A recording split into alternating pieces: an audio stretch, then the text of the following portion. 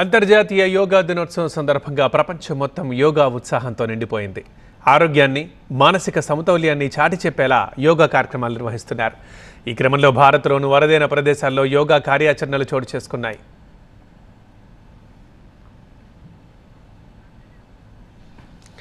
ఢిల్లీలోని కరియప్ప పరేడ్ గ్రౌండ్లో lieutenant general సహా ఇండియన్ ఆర్మీ యోగాసనాలు వేశారు.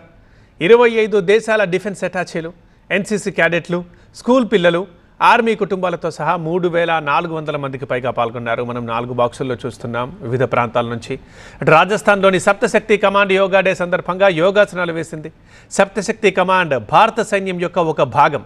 ఇది రాజస్థాన్, గుజరాత్ రాష్ట్రాల్లోని భూభాగాల్ని రక్షించడం వీరి బాధ్యత. అటు తూర్పున అరుణాచల్ ప్రదేశ్లోని కిబితూ నుండి పశ్చిమాన రాన్ ఆఫ్ కచ్ వరకు భారత సైన్యం యోగాసనాలు వేసింది. యోగా శారీరక దృఢత్వంతో పాటు మానసిక దృఢత్వాన్ని అందిస్తుందని వారు చాటి చెబుతున్నారు. జమ్మూ కాశ్మీర్లోని గుల్మార్గ్లో కూడా యోగాసనాలు వేసింది భారత సైన్యం. మంచులో ఆర్మీ చేసిన యోగా సాధన అద్భుతంగా ఉంది.